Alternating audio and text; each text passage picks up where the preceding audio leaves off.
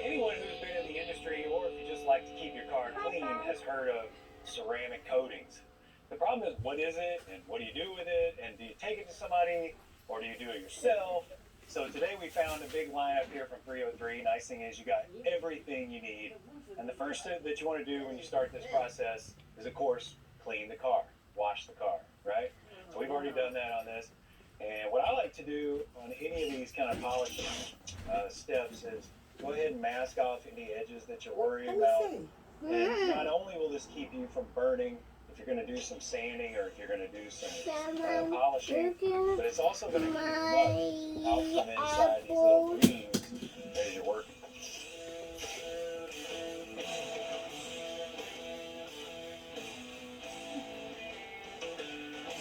If you've got paint that you're happy with, then you can literally go right on with this coating and you're good to go. No big deal. But I don't know about you, but I've never seen a perfect paint job yet.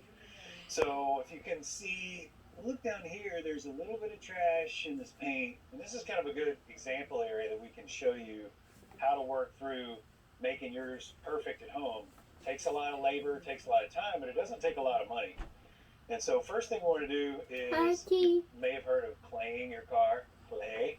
Well, these guys, 303's come up with clay and a mint, which is a pretty cool idea because, it's held on.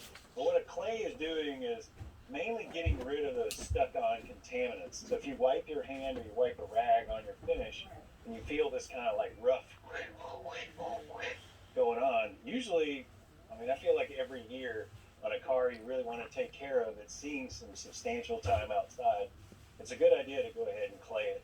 And I would do that every time you wax. But we're not going to wax. Wax is so old school, so 1990. All right, we've got our clayed, we're clean. Next thing we're going to show you is a little bit about color sanding imperfections out of your paint. Now I've got a little bit of an assortment here of different grits. Now in the show car world, we're starting back at 600-800 grit because we're going to knife it absolutely flat. Not something I would recommend on a paint job that you're not sure of how thick it is, or a new car that doesn't have that kind of thickness. So what I would say is start with a finer grit, let's say 2500. You can even work up to 3000. This is even 5000, which is basically polishing. But by using the 5000, you're really getting yourself up to a point to where you can go faster. So let's just say, for starters, let's start with 2000 grit. Still really fine, easy to get out scratches. Now you see that little nib, is what I would call it. We're going to keep trying to sand until we get rid of it. Alright, see how close that is? And depending on the level of perfection and finish that you're after, you would just do that over the whole car. It takes a while, but hey, if you want a perfect finish, that's what it takes. Okay, I like that. That's good. Alright, now for our compounding phase, which is going to try to take out hopefully what little scratches we have with the 5000. It should be minimal. And I like to actually match the color of the label to the pad, which is good. Now watch out. I am the messiest polisher around, but luckily with these variable orbital buffers these days, it's not so bad. I've got it down to 1. Just go ahead and spin it up a little more. You're just going to work yourself around.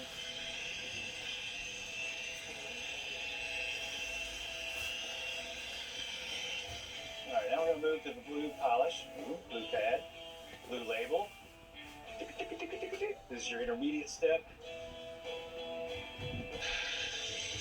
Normally, as you're working your way through these, you start with a compound. There's a slower speed. And as you work your way through, you can turn the machine up. Because again, you're just like sanding. You're taking the grit up as you go.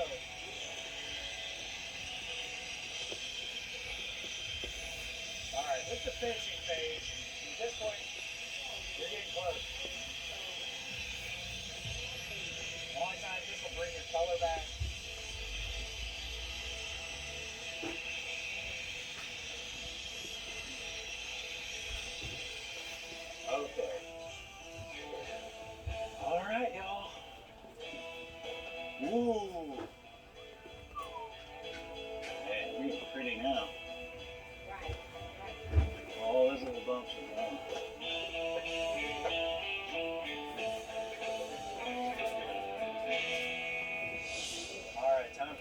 moment. We're almost done.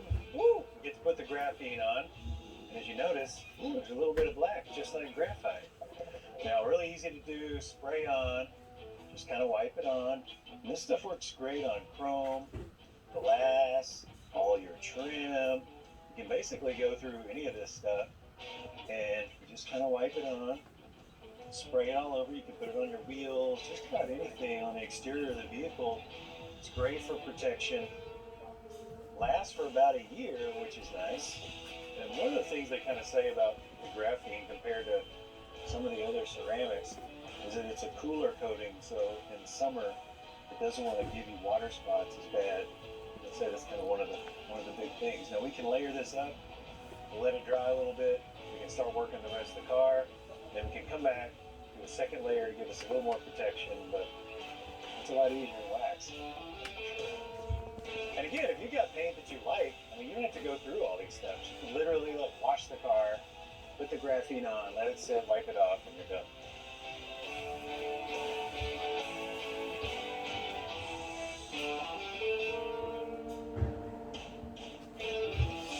All right, so look, Jeremy, right here, that's about the only thing we polished, and you see the trash is gone in that area. Flattened it out a good bit. It's good. Oh, yeah, I mean, what? Just clean that. Oh, are you showing the beating? Is that what you're doing? Yeah, I gotta check your work, man. Well, that's nice. Well, I think I need a break now. We're gonna take a break. When we get back, hey, can you fix that foam in the seat? Yeah, I think I can handle it.